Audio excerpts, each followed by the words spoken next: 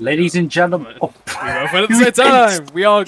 We are great commentators, ladies and gentlemen. We kick off the penultimate round of the not G1 tournament here on the internet. Well, I'm just very excited. We're nearing the end. We're getting closer to the finals each week.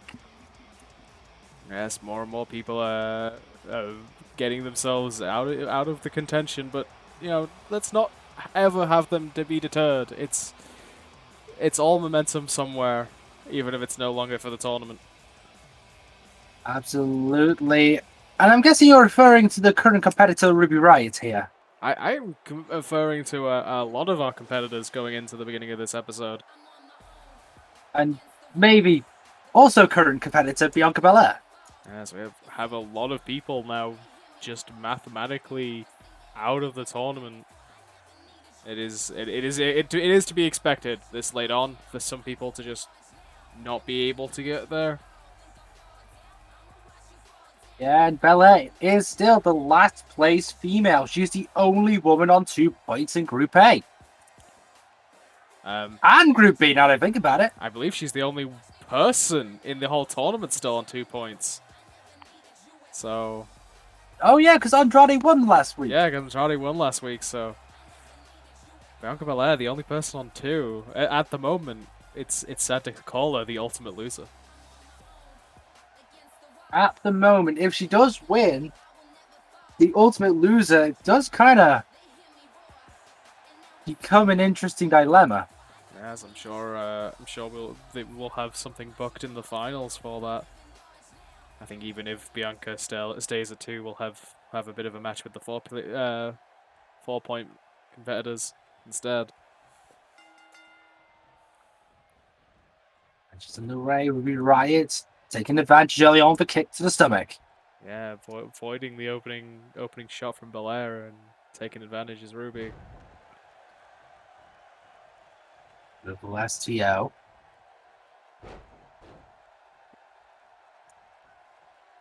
Backbreaker, boot caught, dragon screw.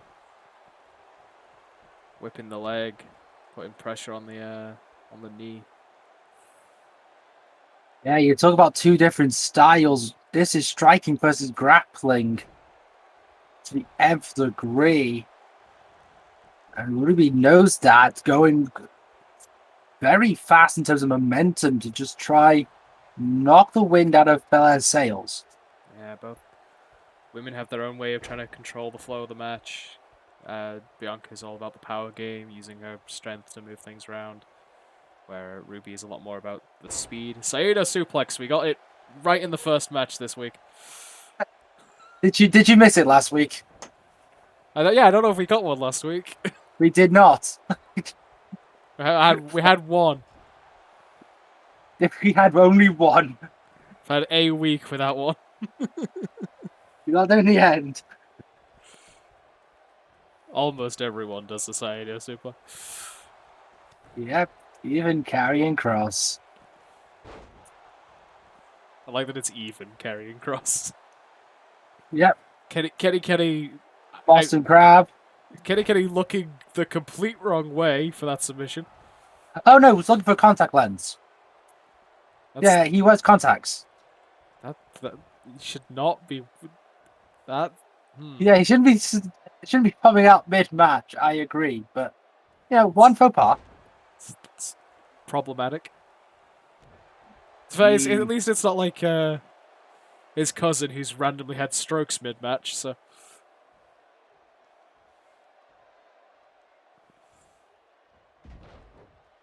Referee Mark has just stopped mid-match before.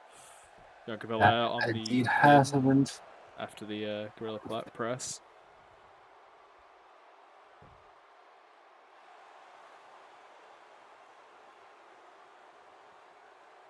We sometimes remember that the job of a commentator is to call the match. Indeed, we do. Though, to be fair, I think the analytics are also a very key part here. Now, you gotta look into the mentalities of competitors, and you gotta think Ruby has a bit of positivity in her corner, knowing her opponent hasn't done so well. Yeah, the momentum would probably be considered to be in Ruby's side, even. even with neither of them getting too many wins. In the neck there, just cranking it. Doesn't look scarily efficient, but it really is. The bone to your neck, very small. Counter pressure, senton misses. Yeah, Bianca able to get out of the way there. And Again. there's the shred from deadlift. Yeah, it's just Parading Ruby. hoisting her above her head. You can't knock the confidence of Belair there. Powerbomb counted.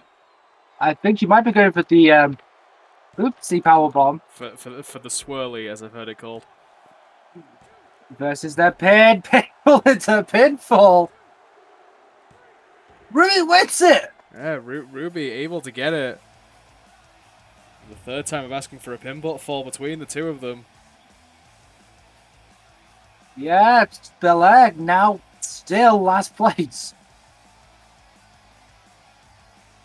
And some nice steam for Ruby Riott. You know. Yeah. Just because you're out doesn't mean you can't be happy with certain performances. And that was one that highlighted it. She outsmarted Belair and got the win. Yeah, it was quite back and forth, and it was just this trading of the pins, and on the third time of asking, they say the rule of threes. They say the third time's the charm, and in this case, yeah, seems to be. Yeah, that sin of wrestling applying perfectly into the match. Ruby Riott celebrating a victory, and I don't blame her. Puts her up the table. Not gonna win, but still, congratulations.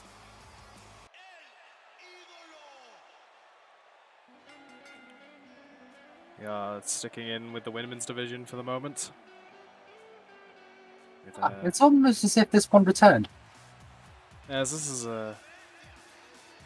a real interesting position as we are now. Yeah, it really is. It's the first time we've ever booked a wrestler who left a tournament and has been rehired before the tournament's end.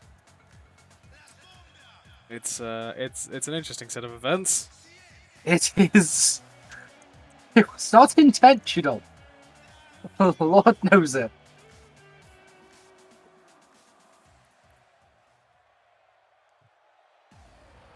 And I'll be honest. I think I'm a little sad, honestly, and I think Asuka probably is as well, because running the numbers, even with her incredible run in the latter half of the tournament, it seems like it's been too little, too late.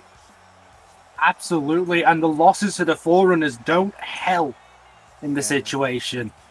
It kind of just gatekeeps Asuka out of the top.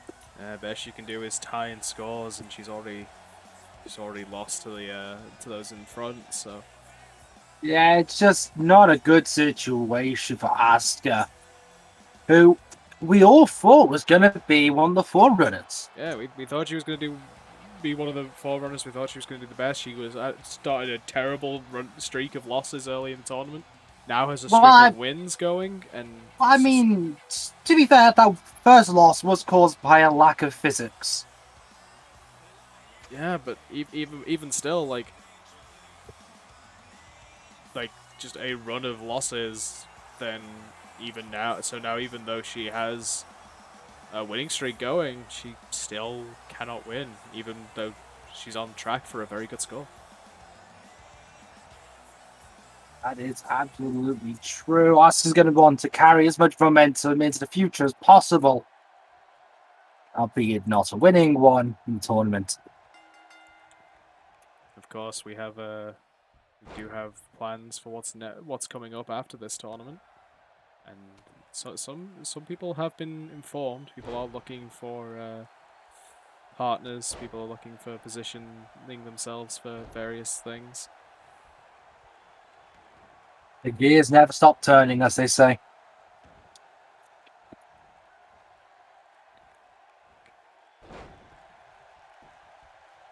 It's a zigzag there from Zelina Vega. Yeah, apparently Zelina's been being trained by Dolph Ziggler recently. I have no idea when that happened. Been full attempts off the drop kick, only a 1 count so far. Because that is the thing. I don't know if we've officially stated yet, but we do have plans for a tag tournament in the future, and you got to think even if you're out of this tournament, you could be making a showing to try and be scouted by someone else, or to scout. Like, people might not be scouting watching for the tournament matches; they might be scouting looking for someone to team up with in future tournaments. Very true. You still want to do your best no matter what. That could get you noticed for those tournaments. Put in a good show. Get someone's attention. Yeah, just Asuka cracking the arm, just pulling it out of the socket. Zelina now, elbows. See, Vega is a very good escape artist, I tend to find. He's very good at just worming out of things. Decent example of a defensive wrestler. Absolutely. She believes in her ability, and it's not hard to see why. She is a veteran of the ring. It's not going to 1 count from that. As Asuka regains control. Single leg drop kick. Goes for the cover. But only a 1. Yeah, you kind of think that Asuka's happy for Kairi Zayn, maybe. Yeah, Kairi also in the top on her side. Yeah, she's been pulling it out of the park. I see a Keijo move. Yeah, but the Pumaye.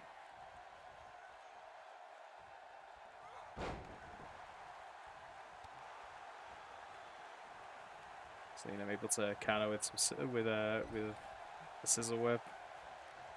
Asuka avoiding the Meteora. And another Saito suplex. We're on 2 today. Here we are, 2 matches, 2 different people, 2 different Michinoku Saitos. Misses the roundhouse. Yeah, misjudged the distance on that kick. Might cost her. Landed DDT straight on the head. Yeah, didn't have the arm lock quite the same way Andrade hits it, but did have the arm captured behind the back.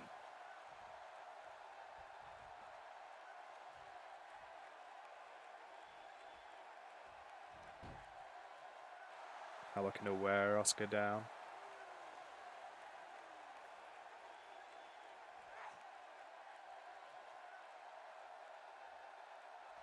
Wrench on the neck, chin lock applied.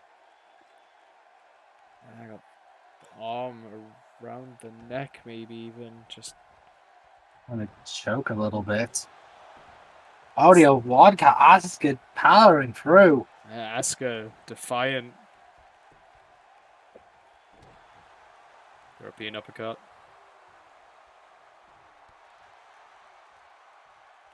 To the chest, boot to the midsection. Sends Zelina off the ropes. Gets stripped up, flips around. We're looking for an STF. Modified STF. High angle on that STF. It's wrenching the head back. Asuka able to break the hold. Just Zelina not quite having the fingers clasped as tightly as she'd like. Rebound, Falcon Arrow. It's not for the pin.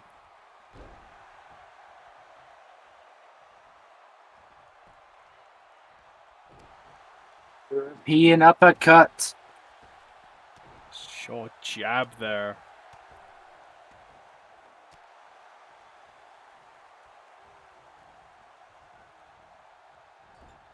If I was Kenny, I'd be thinking of checking those on closed fists.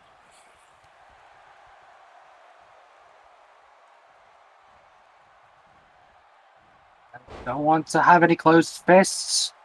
Another Saito suplex. This is indeed not MMA. Yeah, for closed fists are illegal. For all intents and purposes, cough, cough, woman's right, cough, cough. Yeah, cough, cough. Someone already does illegal maneuvers. Double legs right to the nose.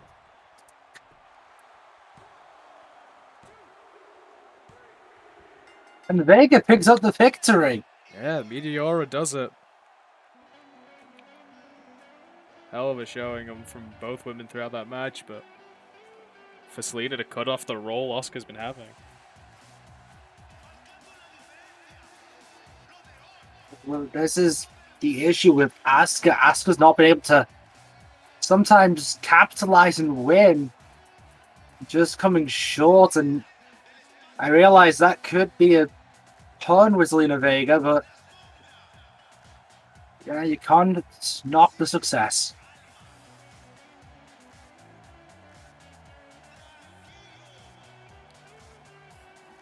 Yes, impressive showing, impressive outing. Managing to sneak out the win there. His double knees to the face is a brutal looking move. That's to be, and I imagine the amount of sequins on that outfit can only serve to make that deal more damage. Yeah, that's a lot of sequence, I will admit. Congratulations to Zelina Vega.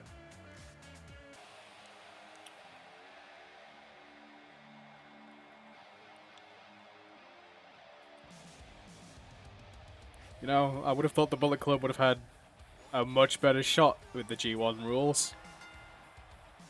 I mean, I guess. KENTA It's. coming out with Luke Gallows and apparently only Luke Gallows. I think you're missing somebody. I wasn't the one that made the graphics, sir. Well, I mean, I'm seeing a chat too bad.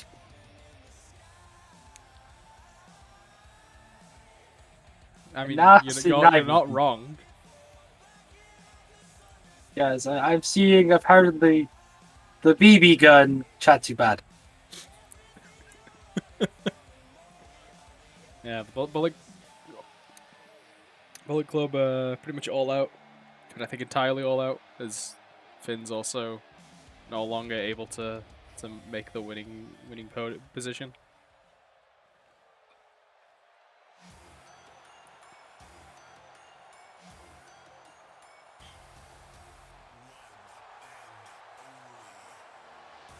And the person that I'm saddest to see not able to win. Yeah, another terrible shame. Yeah, this could have been the platform.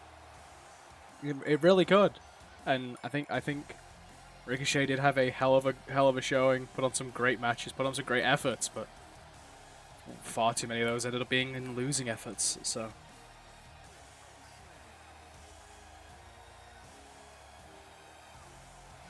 I still love this theme song.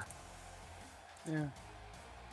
Now, not this week, but in our final round, Ricochet again cannot win, but could be playing spoiler as he faces Drew in the last round.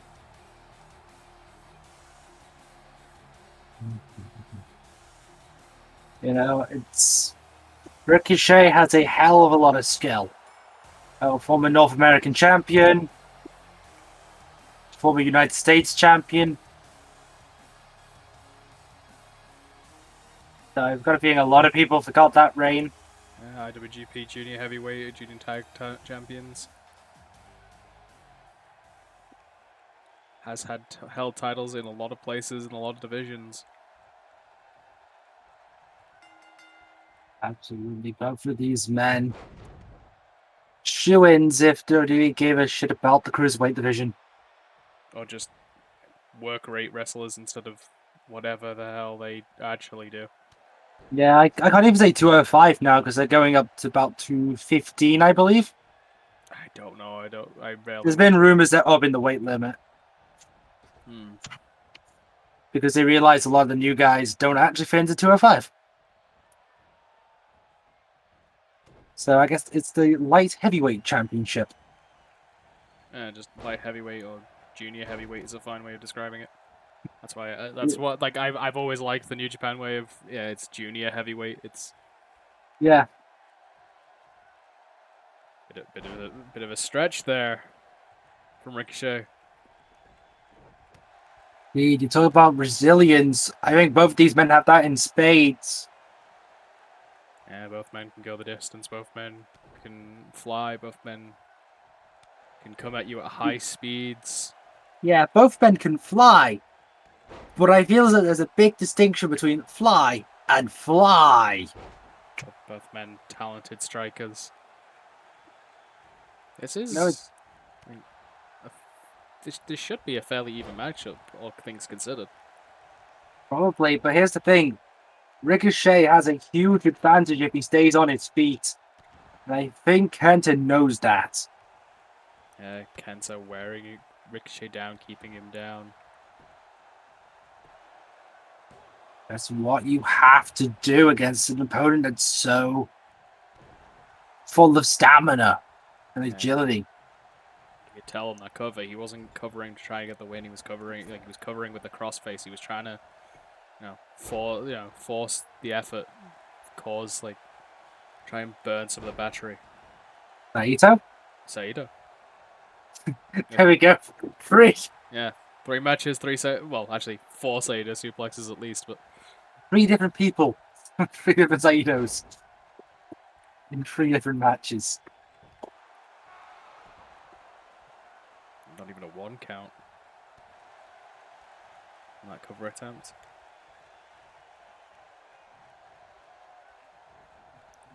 Ricochet has to be careful as well with Tex Ferguson and Chad Too Bad over there.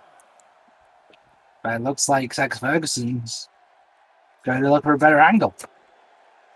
Yeah, like Ricochet sending Kent to the outside. It might be wise, but it also might not be. We have some good brothers hanging around. The thing is, they now control 50% of the outside the ring. They have the side close to the ramp and the side closest to the audience there on our right. Yeah, they can cut the space on the outside down, even without getting directly involved. That's another aspect of just trying to keep Ricochet grounded, trying to keep him slow, trying to stop him getting that head of steam.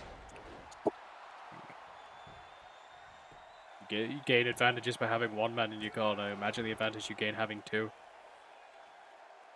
You can't need to start utilizing that. I know I have previously slammed it, but Yeah, has had some success with the help of Carl Anderson. Had success in our last round by creating his own distraction. In fact, this is how he created that distraction. yeah, there goes the turnbuckle. You see the turbo headbutt. I think Kent is busted. Yeah, Kenta got a bit of a Crimson Mask going. Backslide bomb. Ricochet goes to where he's most comfortable. Anticipated the getup, adjusts accordingly. Yeah, elbow across the chest, goes back to the top. Could be seeing 640 degrees. Goes and go for it. Yeah, saw Kenta start to move, went for another elbow drop to cut off any movement. But it was a little too late. And again, going with the grounded approach. Cutting off oxygen. Guillotined across the ropes. That's the thing. High flying comes with the risk of your oxygen. It's why you've got to make sure to keep breathing. And I'm sure Carl Anderson on the outside is happy to see Ricochet hitting a gunstun on his teammate, followed up by his 630. 630 degrees of revolution. And 1 victory for Ricochet. Yeah, that's a call out and a half right in front of Carl Anderson hitting the gun stun. Well, Ricochet has learned to steal other techniques. Borrow them liberally, I should say. Something people's moonsault. Something Stormbreaker.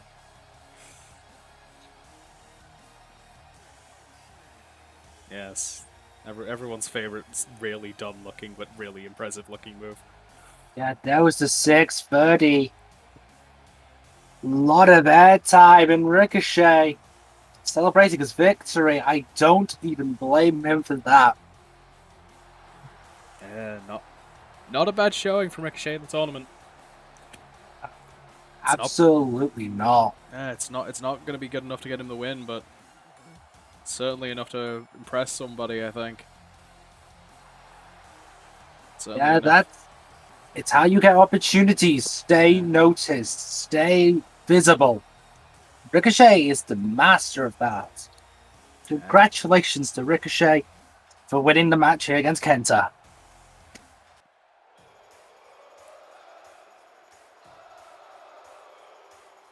Stick with the men, stick with people. It's a real crying shame. Already mathematically out of it. Yes, the smartest man in the tournament not able to claim victory in the tournament. Unfortunately, in dire straits.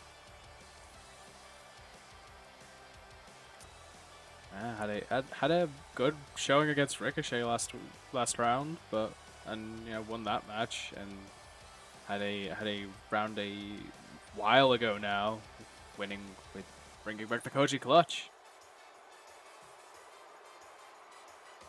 Absolutely all eyes on Sami Zayn, hoping he can recapture that lightning in a bottle this time around. We know he has the smarts to pull it off. Not to mention the skill. But arguably so does his opponent.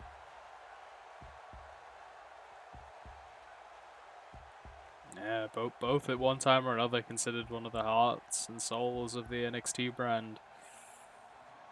Yes, the difference is Bálor is a two-time NXT champion. Winner of the Dusty Rhodes Cup.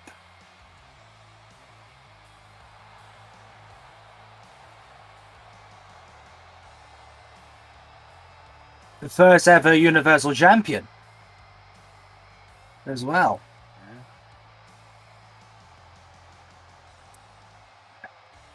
There is no doubt that Bálor has the star power and presence of a top-tier talent.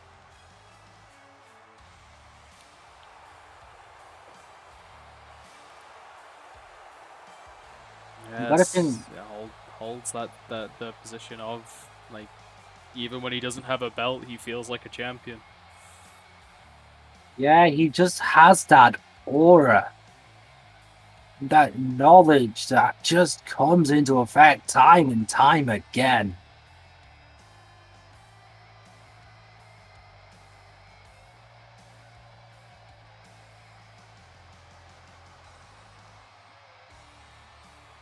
Of course, representing the country of Ireland.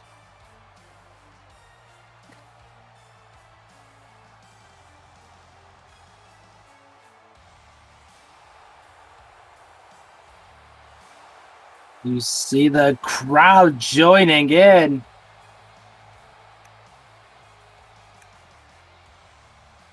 Gotta think that Val's gonna try to use that to his advantage.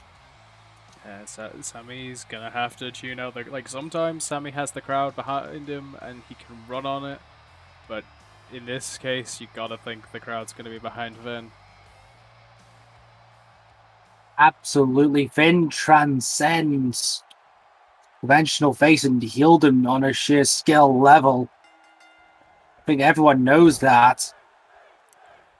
Sami with a quick start. You know, since Sami stopped talking about the conspiracy thing during this tournament, he's been somewhat more respectable. Yeah, he's been pulling a lot of different games out. We've seen a lot more move variety out of him recently. And, that makes you less predictable. It makes it hard to follow. Yoshitonic there. Yeah, absolutely beautiful use of momentum to just carry you over your opponent.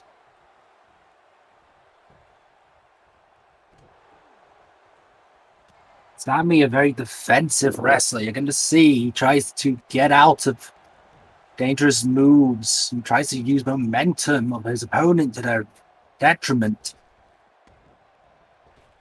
Yeah, but you got to think both men in this case will work slowing things down just as well as they'll work keeping the pace up. Both Bálor and Sami can work at either pace. Absolutely, it could go any which direction. Oh, the drop of a dime, really. Yeah, take but a moment to change this from trading holds and strikes to fast-paced offense. That's the beauty of being a technical machine like Bálor or Zayn. Once you have that knowledge, you can just apply it into every situation. That single arm monkey flip into the sling blade. There's a top, maybe looking to put it away early. Needs to beckon up. Missile drop kick right on the money. Yeah, straight to the back, like the upper back, almost the neck of Sami. Only a one from Sami, however. And now into a dragon sleeper. sleeper. Also targeting that back of the neck. That might be the focus here for Bálor. Yeah, I think Bálor might be hoping for 1916. We have mentioned that is the target of that move. And we have seen that game plan from Finn in this tournament before, just wearing around the back of the neck and then going for that. And Sami Zayn mocking Bálor there.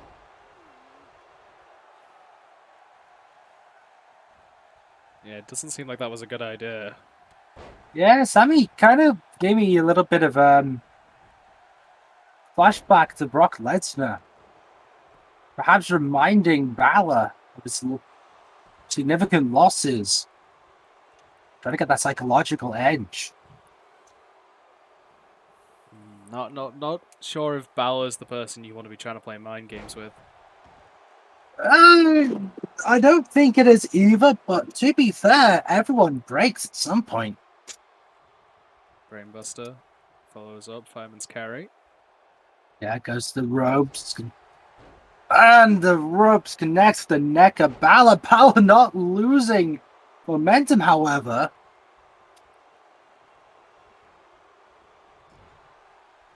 It says it's gaining Finn the control of the match again and looks to be measuring Sami up. Shotgun dropkick. Right on the back. And Bouncing off the turnbuckle. Leaves Sami right in the drop zone. Goes for the elbow, but misses it. Sami had it scouted. We noticed we went for the elbow. We might be right. Might be thinking 1916. I think it's probably a safer move to go for than the coup de grace. Back to the top. And the coup de grace, you could accidentally... Here we are. Coup de grace Just go for it.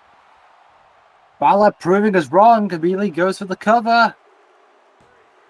And it's enough. Yeah.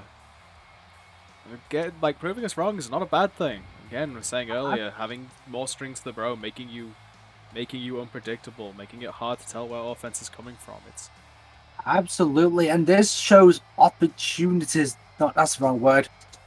Your ability to make opportunities for yourself. Bálor realized he had the opportunity to go for it and went for it, and that's what caused the victory. You know, you don't want to ever sign out or just leave a technique unused. We've seen people being too focused on ideas, having a specific thing they want to do, and that's been to their detriment.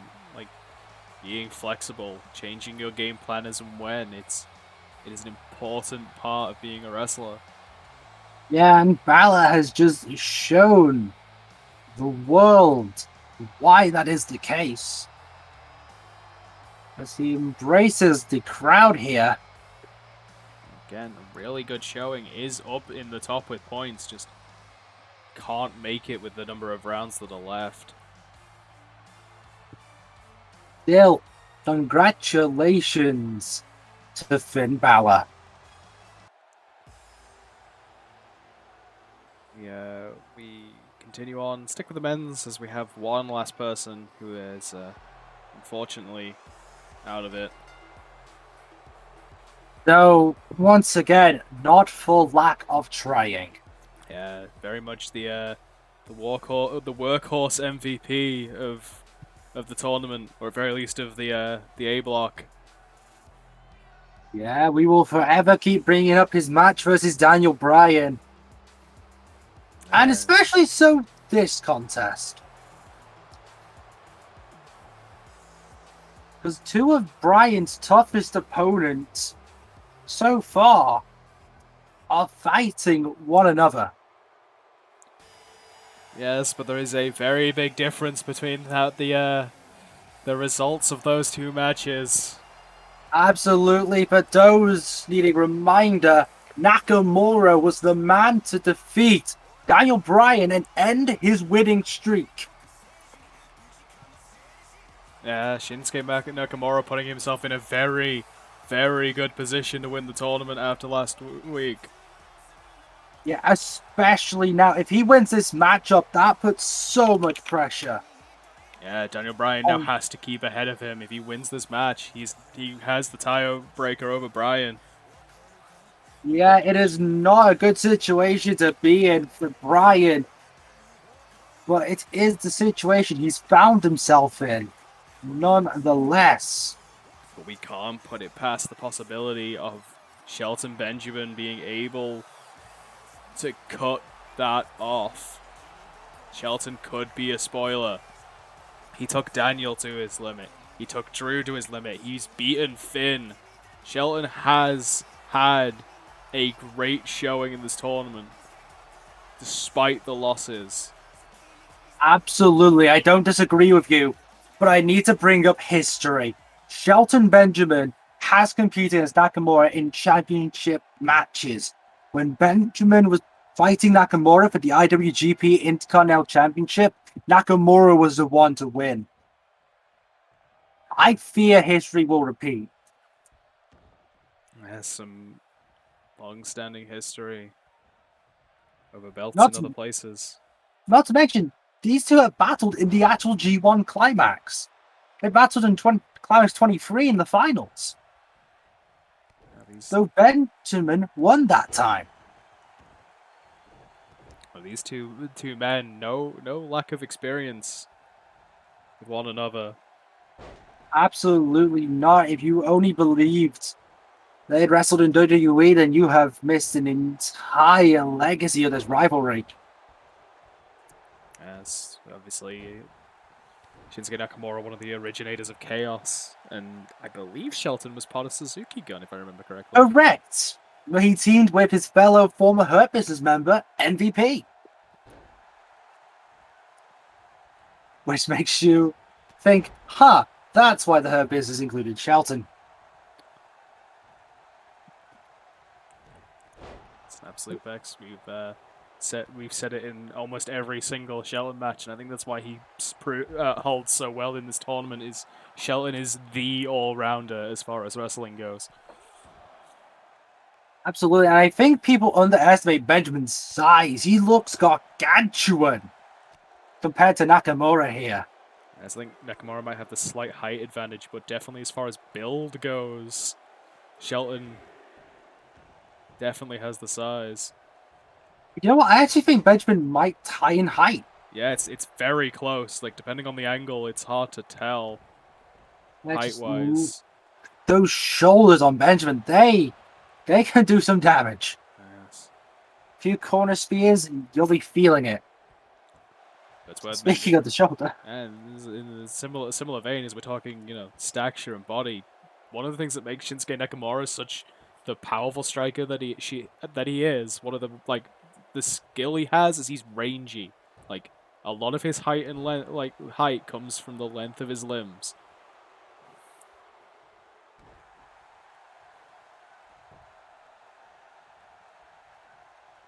Being able to outreach your opponent, be able to get strikes in distances your opponent can't.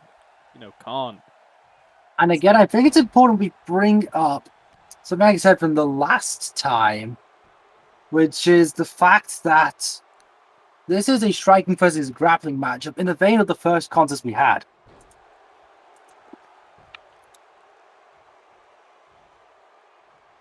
Yeah, but Yes. that in the end, that contest came down to wrestling ability. Like, it came down to experience. It came down to acumen. Like, and I don't know if he can. I don't know who would win in as far as that goes with these two. It is hard to say. I think, again, going by history, I put my money on Nakamura.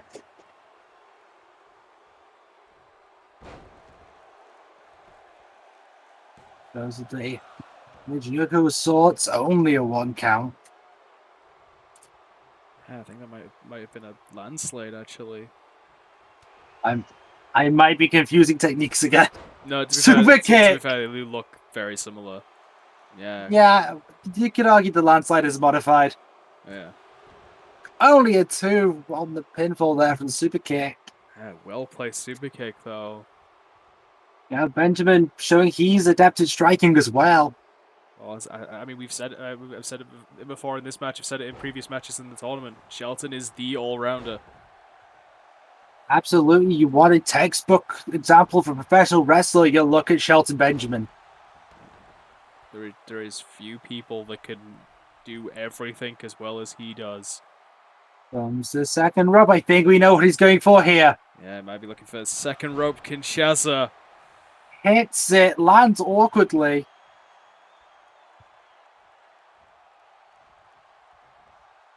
Shelton up. Shelton managing to power through. I'm guessing he was going for the Shinsuke special exploder, but couldn't land it. Shinsuke able to sneak out of the T-bone.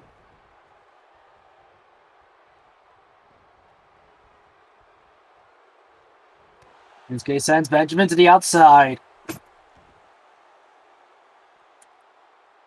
See, one of the things with Nakamura, I'm going to bring this up, a lot of his movements are meant to have a psychological effect.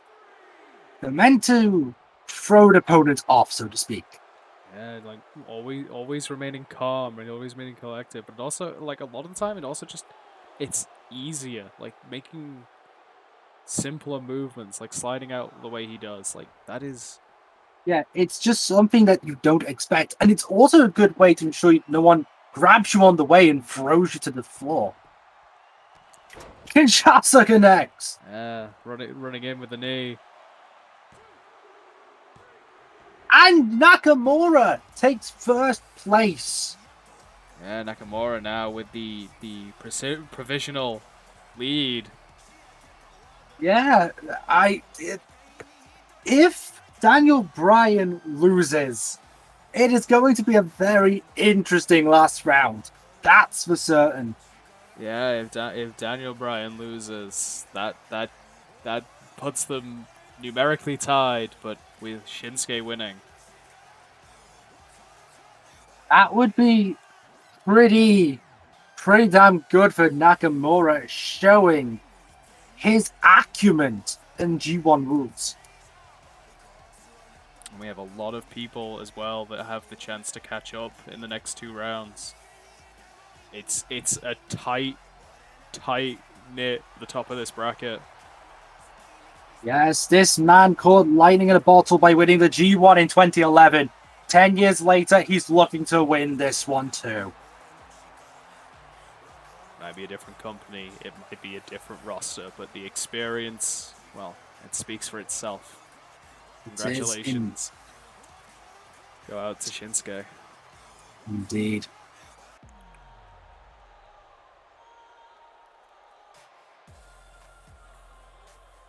Mathematically, the women's side of Group A is a bit out of the running.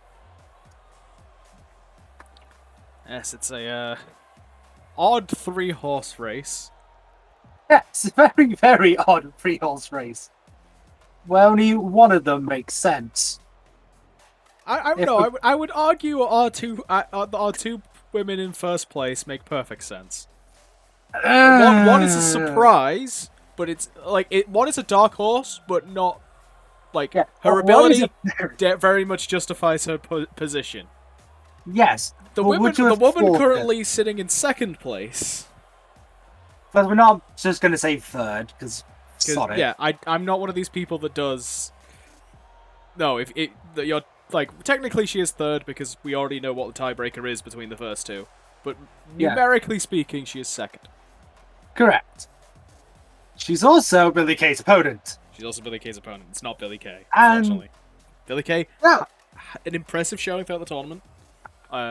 So like similar, almost like kind of not as long as Shelton, but similar. Just always manages to have a good match. I would just say it. Naomi!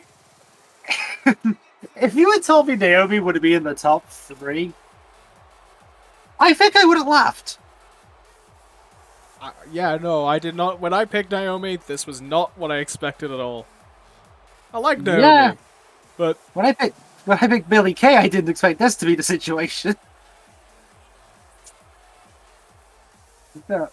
I honestly thought maybe it would be reversed. yeah, I thought Naomi would be the one, going out there, putting on great matches, but not getting wins. Yeah, the Sami Zayn effect. Okay, no, again, like Shelton goes out, puts on great matches, but hasn't been winning. Honestly, can we argue the matches are great? I don't know if we can. I mean, Yeah, that first win was tainted. That's what I was gonna say. Not only has she not been putting on that great matches, but she's been winning. Yeah, we So don't know how. It's literally the opposite of what I expected when I picked Naomi. Yeah, if we could have Benjamin take this spot, we would happily allow it. Has Naomi got her first win via a roll-up by distraction because Carmella Carmella came out and the laws of physics no longer apply to her. Wait, didn't Naomi win twice by physics? No, I think it was a second women's physics. No, that was the first win. She then got a win with with the field negotiation mission. She then got a win with the rear view, which in a match that included interference from Becky Lynch. Which is concerning. And, on both accounts. And then, yeah, she got another win in the last round, also with the field the glow submission. So I swear she won another match via physics. No, there was 2 matches with interferences, but not 2 matches with the physics breaking. No, because someone else slid down the ramp. I don't remember who. I mean, like 4 or 5 people have by this point. I'm pretty sure Matt Hardy did at one point. I think Naomi slid down by physics. I think Naomi interfered in a match. No, Naomi's music played during one of Paige's matches. Naomi's wins have been confusing. And Paige is in the other bracket. Yeah, we don't genuinely know what's going on with Naomi didn't come out, so someone could have just played Naomi's music, but God, we don't know what happened there. Yeah, the sound guy has not been fired yet. Which is weird, considering we keep having lack of audio from some shows. Yeah, I actually checked up on him. It turns out Heath Slater. Oh, okay. He's got kids. He can't do it to him. He kept playing the bar theme when Cesaro had won matches, but not for his end. It was weird. Yeah, I think Kyle O'Reilly had that happen a few times. Yeah, Kyle O'Reilly had the Undisputed Era play. And Kenta for some reason. I mean, Kenta's whole graphics was fucked up in the first round, so yeah. Kenta apparently was Hideo Itami for a few weeks. That was concerning. Yeah, no idea who made that mistake. I bet it wasn't Heath. Yeah, I feel like Heath doesn't have that graphics capacity. Yeah, But no, it's nice to see Heath actually have work. Yeah, Heath Slater, a sound guy, that makes perfect sense. Yeah, I mean, he was in a band. Super atomic drop, though. Working the paradigm. Look at you with the biology. Yes, the anatomy. The anatomical biological. I mean, I could say working the taint, but it doesn't sound as... No, because that's a museum. No, that's the Tate. I mean, T-A-T-E, not T-A-I-T. To be fair, can you blame me on that one? T-I-N-T, sorry. Yeah, could you blame me on that one? I just don't. Who's on first? Small Pimple packet. here. I don't know who's on first. I don't want to. No. And no, I know what your reference is. Don't worry. Northern Bomb. Well, there's a Northern Lights Bomb. I can never remember the name. I think it's officially a Northern Lights bomb. It's probably got a name. Blitz right on the chest. Yeah, split leg drop. Now measuring There's the big boots. for that big boot. Tailor made. Size 14s. And Naomi loses. Yeah, now Naomi, I'm pretty sure, is now out of the race. Depends if Kai Phoenix win, maybe. I mean, Let me double check. Give me a minute. Let me does try my logic. Naomi have wins over either of them? Because I don't think. Naomi lost to Kai. And give me a minute. I think Naomi might be fighting Phoenix in the last round. Yes. Okay, So so technically now. So no, if Beth Phoenix loses and Dakota Kai loses, and then Naomi beats Beth and Dakota Kai loses in the next round, she's not out of it, but God, does it not look likely anymore? Yeah, I feel the glow has just died out. Yeah, and you gotta think Billie Kay's happy to be the one playing spoiler here. Yeah, of course. You know, she could put that on her CV. Maybe fix the typo.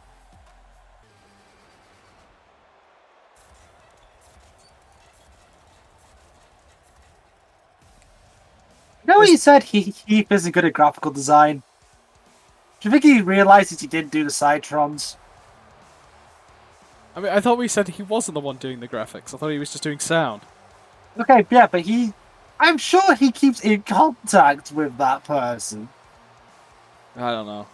What I do know is I'm pretty sure everyone thought this match was going to be the exact opposite way around at the beginning of the tournament. I'm pretty damn certain most people thought Baszler was going to win. I thought so too. What was Baszler? What, my third pick? I think maybe. She's certainly up there. Yeah, she was in my first 5, straight up. Like, and she was the forerunner. Yeah, she for the first 2 weeks she was up there. Yeah, she was there. I was suspecting her versus Paige. But now... Yeah, now, penultimate week, she's sitting at 6 points, and... mathematically, she's out. Yeah, she's kind of sitting more where most people probably would have put her opponent. Yeah. Speaking of 12... There we go, the music. Thanks, Heath. Oh, it was there. Speaking of 12 points. Yep. Our mathematical leader, but unfortunately has already lost the tiebreaker. Yeah, our mathematical ultimate loser. The unfortunately ever-chasing Dakota Kai. Yeah. Still trying to stay in it. If Kai loses... It's going to be real tough. If Kai loses, that makes it a lot easier for Beth Phoenix. Like, yeah. Kai has to keep winning to keep putting that pressure onto Beth. And Kai just has to hope Beth slips up. Yeah, and Beth has to kind of hope Kai does, too. No, because Beth has the tiebreak. Beth doesn't have to work. Like, as long as Beth can keep up with Kai, that's fine. I don't mean on a points base. I mean just psychologically, because that means she's going to be able to relax a bit more and potentially knock him into a match later stressed. You know, she might end up on 16 points without the stress. I mean, again, it's 100% possible both women, win this week, win next week. What we know is that if Beth gets 16 points, that pretty much shows how dominant an athlete she is. Yeah, I mean, I think by this point, Dakota Kai has had the impressive run. Like, way more impressive than I think anyone had it touted to.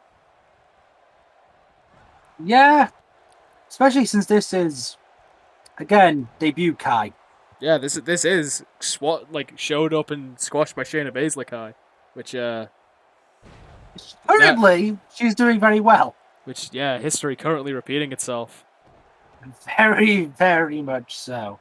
Shayna works that arm. This is why I chose Baszler. I think that is the arm that she did injure way back when. It's this merciless mentality that keeps people talking about Baszler. That's the thing. No one else might remember about the injury to Dakota's arm, but you gotta know that the woman that gave it to her remembers. Absolutely. Baszler's reputation is just well documented. There's a reason she's one of the 4 horsewomen of MMA.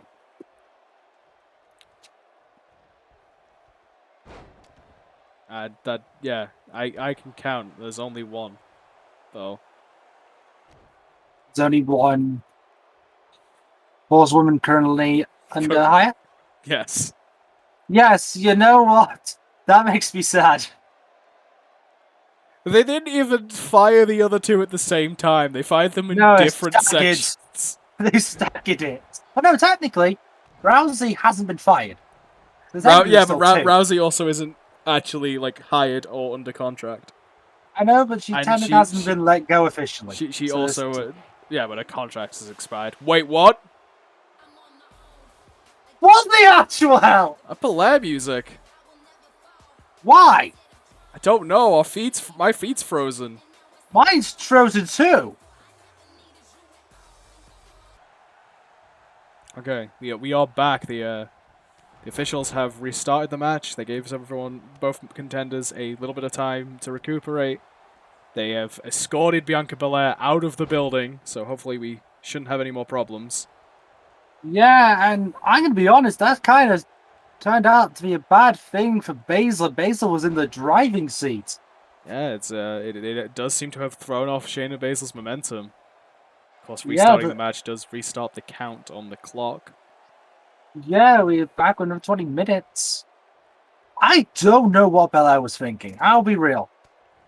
I mean, I don't know what happened. Again, our feed cut. I think the your end, the viewer's end feed cut. Yeah, I couldn't see anything. All we know is that Belair got involved. Yeah, so what I heard from the people that were restarting the match, Belair is not happy being the only person at 2 points. Well, maybe she should have put more effort into her performance. I'm going to take an exemption on here. That, by the sounds of it, is the crux of the issue. Is she's shown up to try and mess up the top because she's at the bottom. Is she still annoyed that she lost to Beth Phoenix? I mean, she's lost to everyone but one person, and I can't remember. I think Zelina Vega beat Belair. I can't even remember who the one person. Why do I feel as though it's Naomi for some reason? I know it's not Naomi. That's the thing. It was. Hang on. It was Billie Kay. So yeah, Bianca Belair is not happy that she got 1 point or 2 points. She got 1 win. Yeah, I think that has rattled Baszler a little bit. Yeah, Baszler's had to go over again, rework a strategy that Kai now knows. Yeah, Kai now knows Baszler's looking to was looking to work that arm she's injured before. Yeah, no less vicious, however, is Baszler. I think the reset has very much helped Kai. Yeah, I feel screwed Kai. Or screwed Baszler a little bit. It cut Baszler's momentum. It's given Kai a chance to get in the driving seat again, and I think that's misses the double axe handle. Yeah, goes high. Why would you double axe handle a grounded opponent? Yeah, I think mistimed it. We maybe expected Shayna to be on her feet by then, instead was only on a knee. I swear to God, if Bianca Belair interferes again. I mean, she'd have to get through multiple security. We've seen people do that before. That's true. which is why I'm concerned. Like, I don't know if she has left the building yet. I just know she was being escorted out. Yeah, we try to pride ourselves on having good security, but when you have a statement to make, you will go out of your way to make it. Hell, you'll go through anybody to make it. Like, by virtue of restarting, like, this match could be the longest match we have in the tournament. Yeah, Tornado DDT applied from the corner. Gets the pin. Only a 1.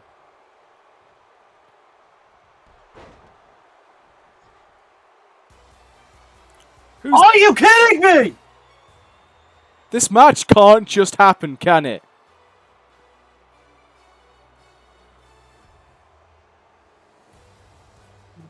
What's the Deville doing here? Sonya has Beth in the next match. What? Why?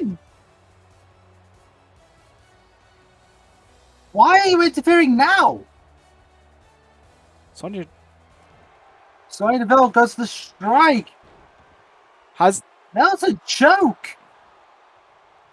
I'm not sure how effective the choke would be here. Now Kai going Kai's after Deville. chasing.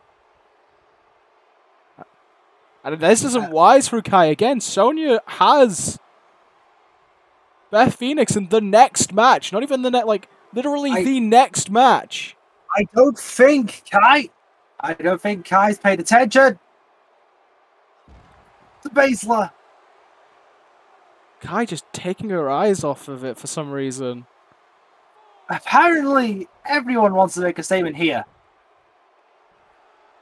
Yeah, for some reason, this is the match that everyone's taking out their frustrations. Again, Sonya's not been doing that badly and is in the next match. Yeah, literally going to be competing.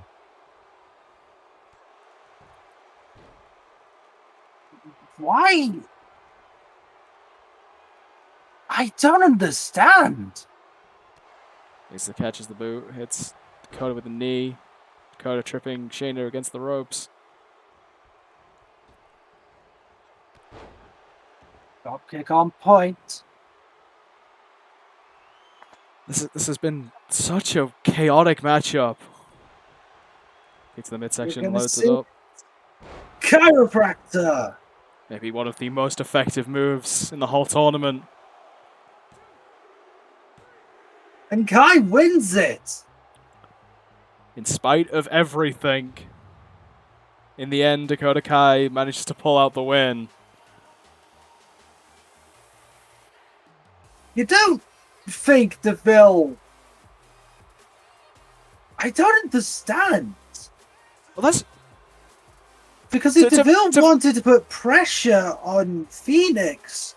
No, because that makes sense. If Deville wants pressure on Phoenix, then attacking Kai gets Baszler DQ'd. If Sonya Deville was caught there, Dakota Kai would have won by DQ. That still seems like a far shot. Yeah, we get straight into the next match. Like, Sonya Deville, man. Yeah, it's spending no time. Just stood on the entrance ramp waiting for Phoenix. So I feel like that's our best guess, right? Like, Sonya just trying to get the DQ in favor of Kai. No! I don't know. Like, because that would put pressure on Phoenix. We've been saying that every time Kai gets a win, it's pressure on Beth Phoenix. That's only 1 point. Surely... No, a DQ is still 2 points. That's still a win. It's not a tie. Tie is only 1 point. Like, only ties are 1 point. Like, we saw that on the other bracket when... Lacey. Yeah, Lacey got herself DQ'd. Like... I'm just baffled. I mean, it's certainly an interesting strategy if that was the plan. I don't think there was a plan. I think she just wanted to do that. Because I feel like if it was frustration on Sonya's part, she probably would have gone for Baszler. Maybe. And Didn't Kai beat Deville as well? I'm pretty sure they both beat Deville. Yeah, I'm pretty certain. Yeah, Kai literally beat Deville 2 weeks ago.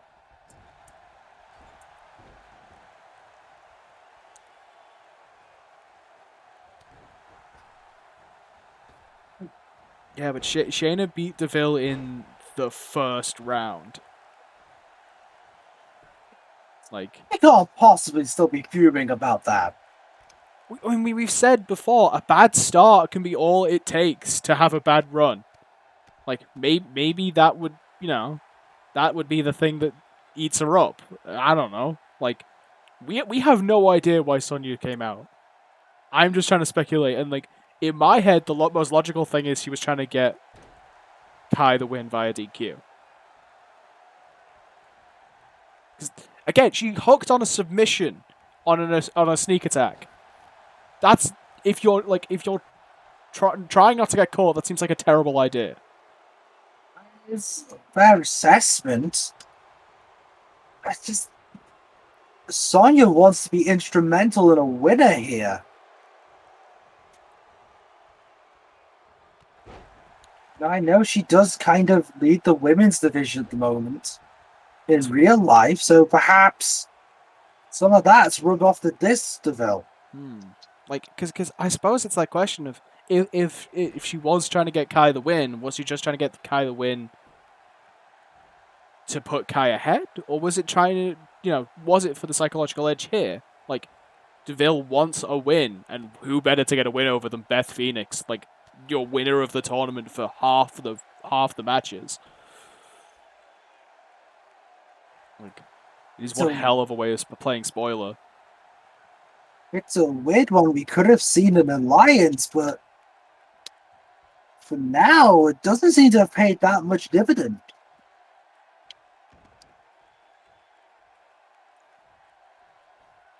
Phoenix taking control here. Modified Michinoku. Are we good enough for a 2 count? I'm assuming Belair's been escorted out the building. I mean, I would hope she's gone by now. Yeah, frankly, so should Deville. Deville's, like, for all intents and purposes, she has the immunity. Like, that's the only... Like... Not to mention, like, Deville came in, did what she did what she was trying to do and left. Like, from what I understand, while we didn't have a feed, Belair was just going off on both women and just not stopping. Like, that is why they threw out the first match and restarted it.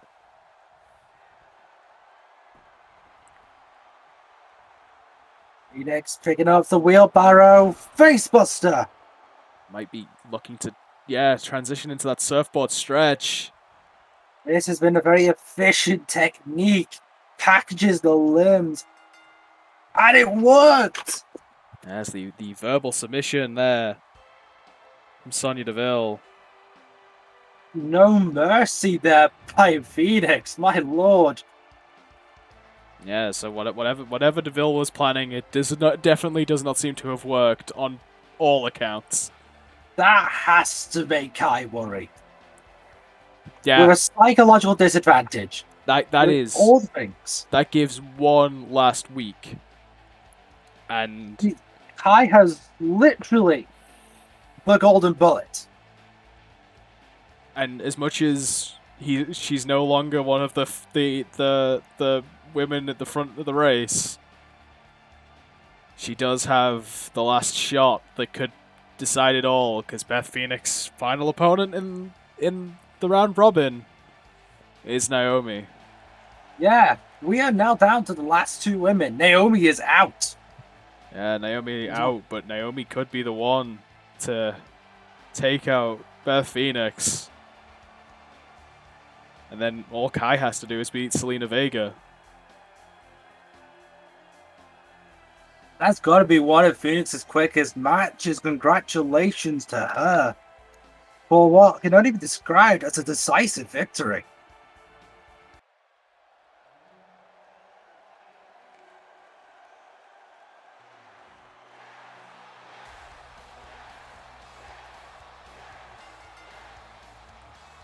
I don't think we need to introduce this man, do we? I think the crowd does that well enough. Yeah, I think this match, in many people's eyes, is a dream match. I think that this is going to be one of those few matches where the crowd might not just be behind D-Bry. Yeah, I agree. And as we mentioned, Daniel Bryan now has a loss. Pressure is now Indeed. on Daniel. No pressure. So, no, the goats. Daniel Bryan has been wrestling almost this entire tournament with no pressure on him because he has always been clear in the lead. Now Shinsuke Nakamura is ahead of him. He has a lot of ground to make up in terms of staying in the lead. And you know his opponent's going to want to win tonight.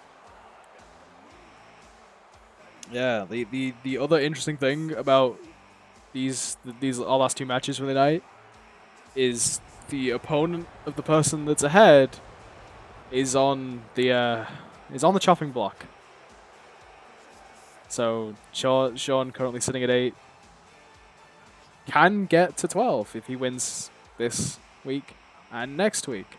And, you know, considering one of those wins will be over Daniel Bryan, put him in good state. I think he might. I would have to check back. I don't remember who won between him and Nakamura.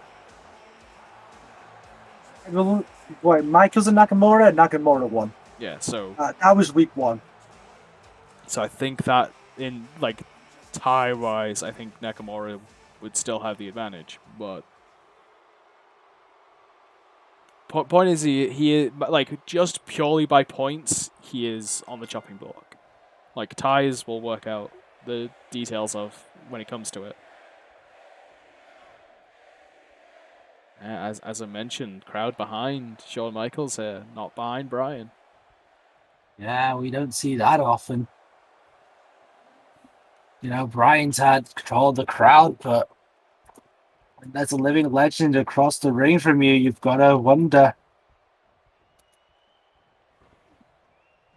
who's going to get it. Irish whip to the corner there by Heartbreak Kid.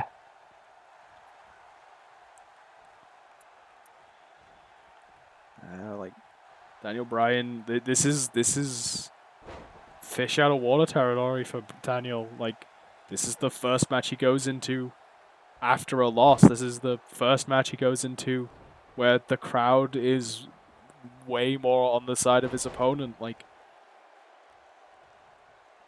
Absolutely.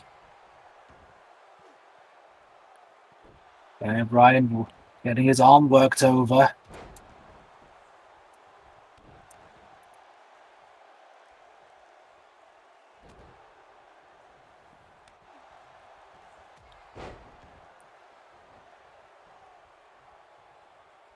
and after the last couple matches, I am hoping this match just goes the distance. We don't have people coming in and messing it up, and because I generally think these two can go. I think these two can have a real strong back and forth contest. I think there's all the opportunity of it. I do agree with that. Now, again, these are two solid workhorses. Two men who define errors, so to speak. 2 count off the well targeted elbow drop. Back Neckbreaker applied.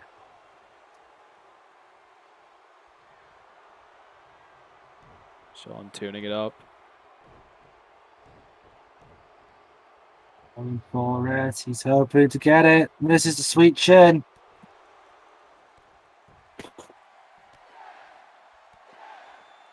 Bryan now. The S-kicks. Kick to the head.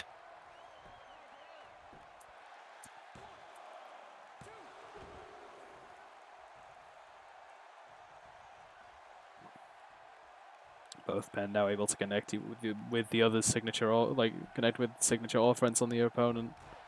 Both man kicking out of it too. Inverted atomic drop, once again working the perineum. There's that biology. Coming in real handy right now, huh?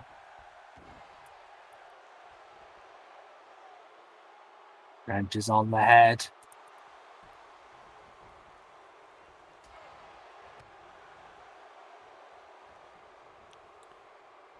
That's picked up. Or down.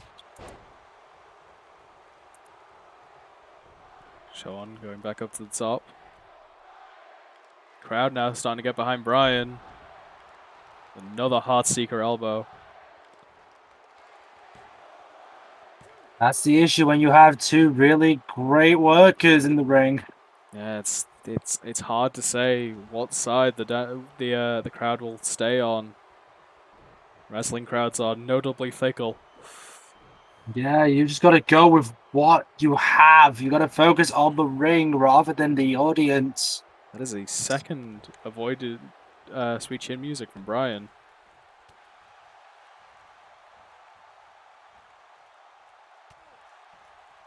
HBK struggling to pick him up there. Oh, you saw the face on Daniel Bryan, like that was intentional on Bryan's part. Bryan was forcing his weight down, keeping himself feet grounded, controlling his center of gravity.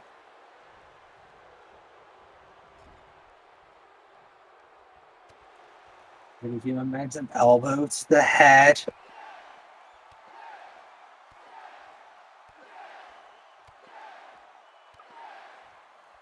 Did we hire a new either cameraman or camera production person, because that had a lot of shaky cam on it? We hire people? Not directly. I was say I was concerned for a second. I have no control over the whims of the multiverse. See, that makes sense. Suplex by Bryan. Shawn Michaels being smart, heading to the outside. Can't be pinned out there. Avoids the bionic elbow. And win by count out there. Does eat a cravat suplex.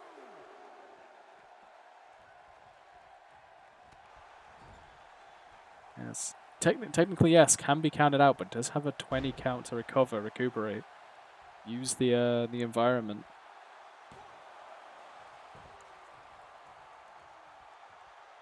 Maybe it's two there.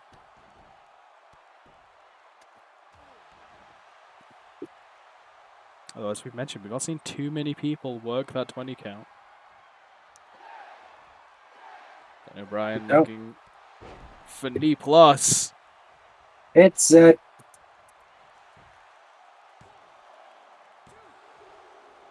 Only a two. Knee plus has put away quite a few men in this tournament. Wait, he's looking for it a second time? Yeah, he's over the put what he calls down for good. Surely two. Big. No, Only Shawn. a two. Shawn's still able to kick out after two knee pluses. He has survived. Backdrop suplex. Shawn now. Measuring. The boot caught. Daniel Bryan has the sweet chin music scouted. Rotation to the corner. I gotta think the amount of defense though that Bryan's putting against that move. Do you think he's concerned that it'd be one and done? I think Bryan might have been caught with the point of that elbow.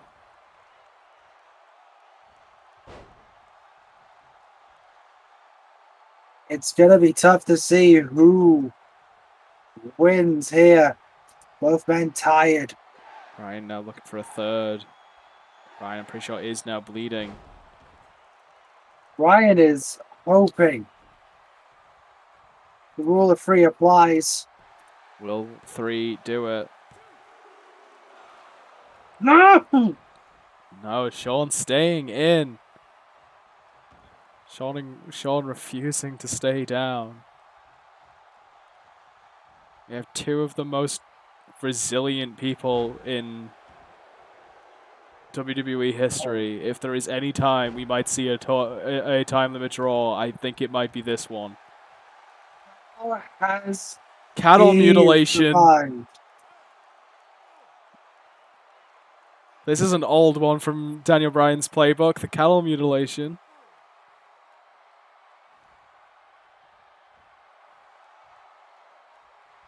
Doesn't get the win off of it. Yeah, but lots and lots of pressure on those shoulders.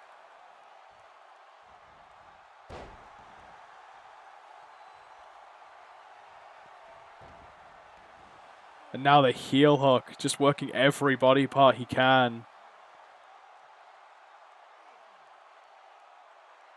Just trying to get Michael to tap. Doesn't get it. And I think this might be a wise decision out of Bryan. I think going for submissions might be a better bet against Shawn Michaels. Yeah, he's just trying to fly away. Michaels breaks out with the lapel lock. Yeah, Shawn getting out of that as quickly as he could. He knows he couldn't hold that one for long.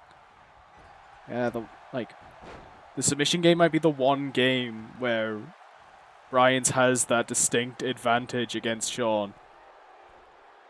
Like, both of them have endurance, both of them have flying abilities, both of them have speed and strikes. Only a 2 off the elbow drop. Only 2 off the elbow. But Daniel Bryan has a talent in submissions like few others.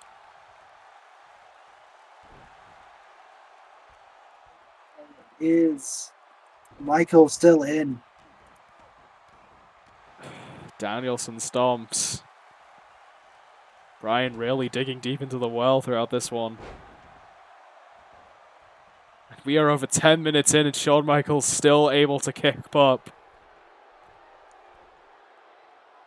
He just does not want to be put down. Shawn measuring him for here. Just a clubbing shot. Kenny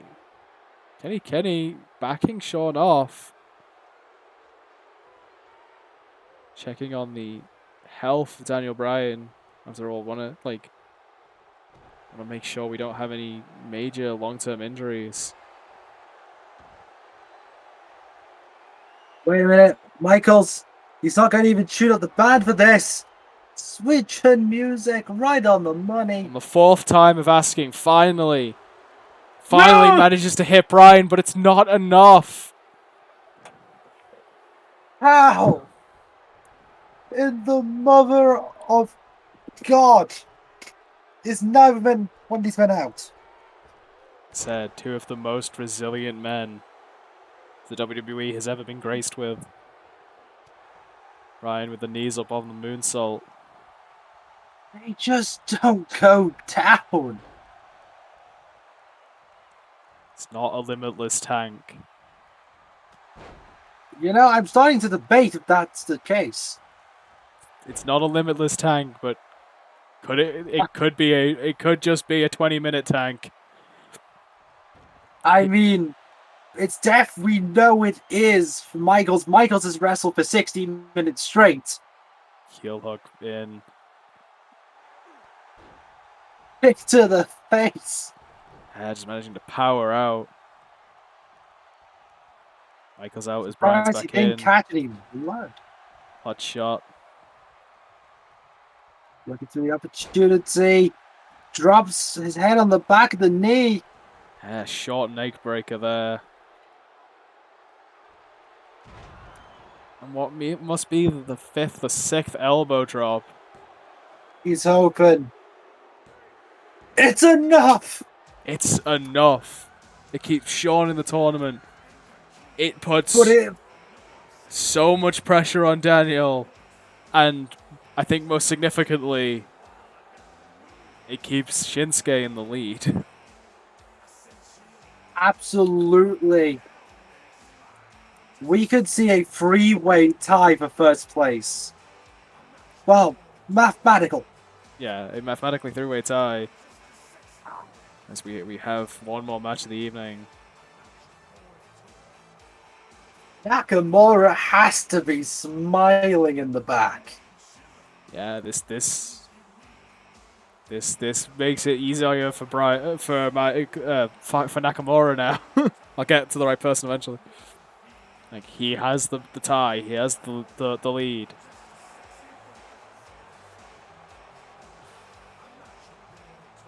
Michaels embracing the win, and I do not blame him at all. Mad prompts to Shawn Michaels.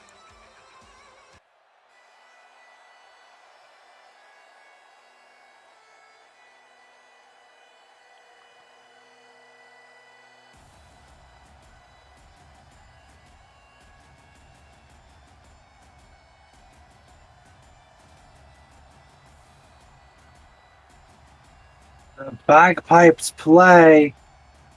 They sound for the main event as McIntyre makes his way to the ring. And what a hell of a main event we have for you now. Indeed, as it always says, we promised you a great main event. We do not lie. This is it. Like on paper alone, this is a great match, but now we have to start talking points and ties. Drew wins this, gets the tie at the top. Tiebreakers, it's a three-way dance.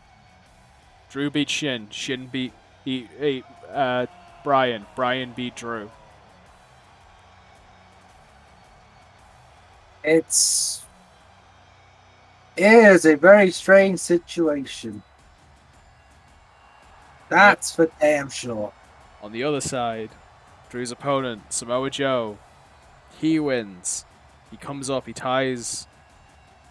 Comes up, ties with Michaels, ties with Drew. They would all be on 10 for second place. And it would make the last round with potentially a lot of stakes as Samoa Joe, in our last round, fights Daniel Bryan.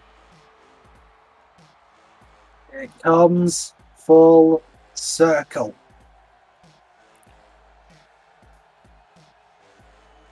Like, when I say that the top of this division is the tightest knit, I mean that. Because everyone has drew, all of the people at the top have all drew each other right at the end. This is, without a doubt, the closest of all the groups thus far. Like,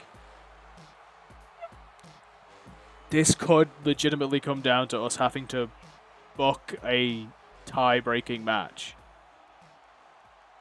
And if we have to do that, we will. And that will probably be the open card to the final, but that means that whoever wins that is going to have to pull double duty. That's going to be a task if it comes that way.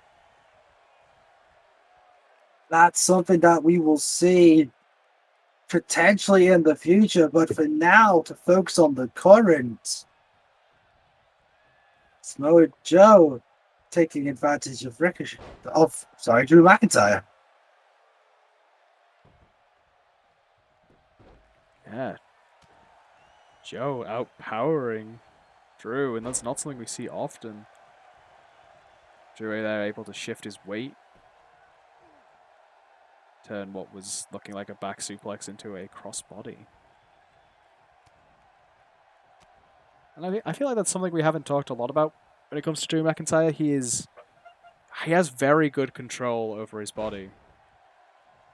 Like, That is true. For a big man, he carries himself well. I have seen this man like full on crunch up from the Tree of Woe and grab a person standing on top of the turnbuckle. Oh, absolutely. You should never mess with McIntyre. The man is an absolute monster in terms of size But and prowess. like having that size is one thing. The amount of control he has over over his large frame is what makes him so dangerous. And again, I could say the same thing for Samoa Joe. Yeah, Joe does not look like the most athletic man in the world. But let me tell you, I've seen this man for 15 years and I know what Joe can do in the right situation.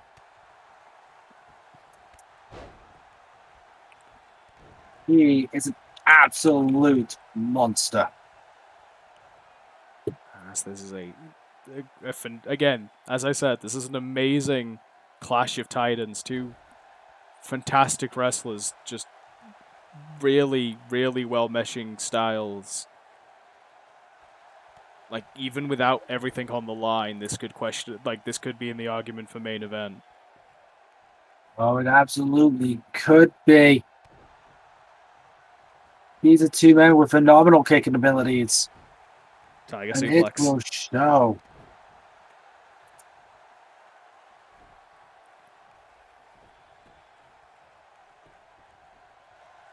Rolls over. The cover, only a one.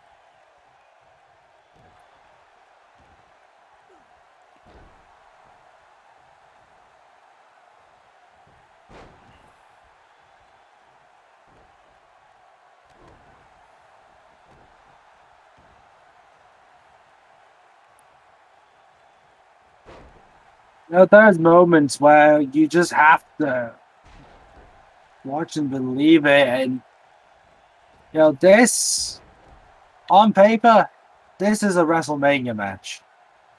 Yeah, in another world, another timeline, I could see this being for main event of Mania for the title. I mean, in an alternative universe, I could have seen this being an NXT Championship match. Yeah, just you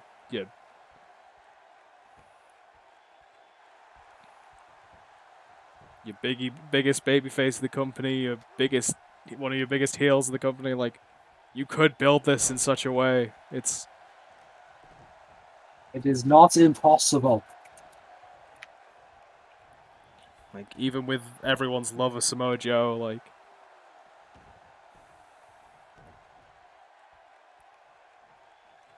honestly, me saying that, like, when I say biggest babyface, biggest heel, that could be either way around.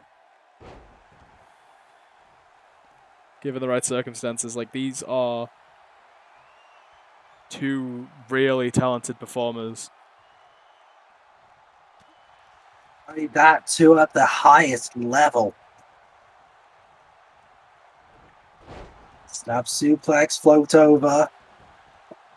Again, the length of Drew meant his foot was already under the rope.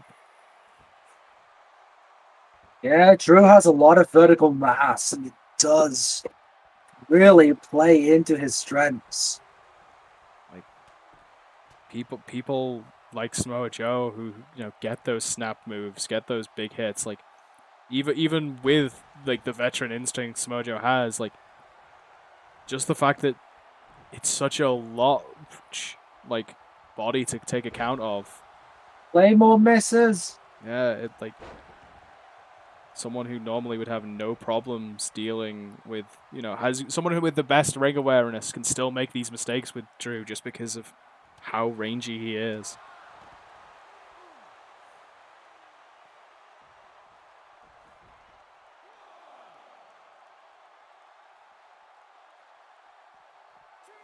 Yeah, I'd be careful if I was on the outside. Yeah, these men are accustomed to fight wherever, whenever. Yeah, neither of these men shy to the outside. Neither of these men shy to weapons.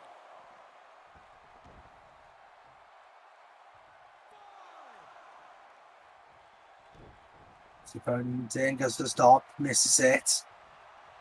Fireman's carry. Neck hits the ropes. Joe's still in control. Yeah. You know, in another universe, Samoa Joe beat Brock Lesnar. Very believable alternative universe. Yeah, I would like to have seen that. I think everyone would have. Just wish it didn't happen on a pay-per-view of like Great Balls of Fire. I mean, even if it did happen at Great Balls of Fire, like That saved the show, let's just be real. With a show called that, you take every merit you've got. Joe repeated boot washes to the face of Drew, and I think might have been going for the Coquina Clutch or the Chimera Plex. Missed the opportunity. Glasgow Kiss. we've seen a couple wins from the Chimera Plex throughout this tournament. Glasgow Kiss only a 2. It's now considered, regularly considered quite deep in Samoa Joe's arsenal, but we've seen it pulled up a couple times to great effect.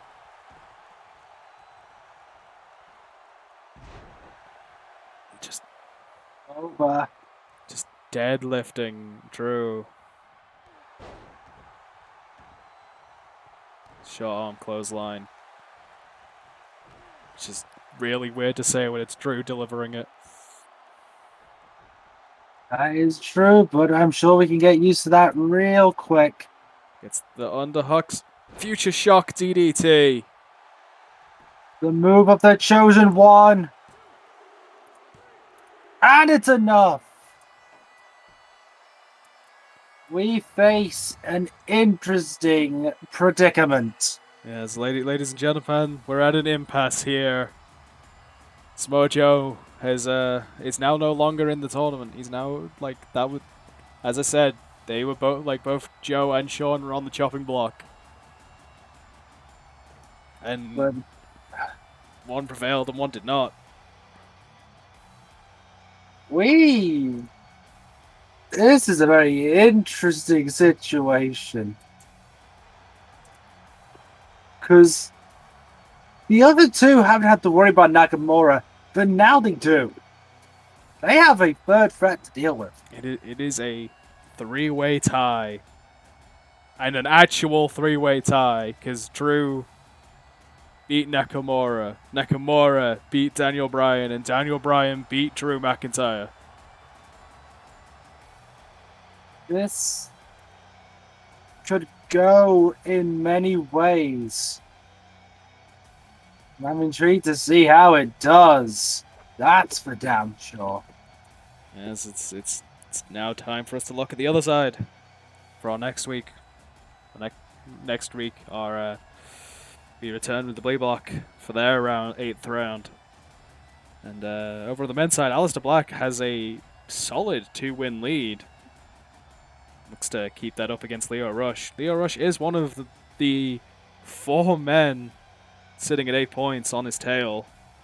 The others being Kevin Owens, Chad Gable, and Kyle O'Reilly. Yes, and each is involved with someone less high on the totem pole, but still impressive. Case in point, Kevin Owens and Adam Cole. Now the women's side, very intriguing. 3-way tie currently.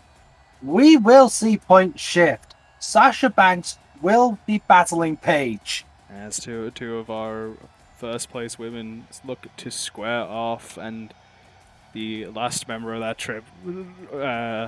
trio, Liv Morgan, goes up against Tamina, who has had an interesting run of it recently, but is on a couple-week roll. Is Tamina, so maybe now is the time for that momentum to kick in.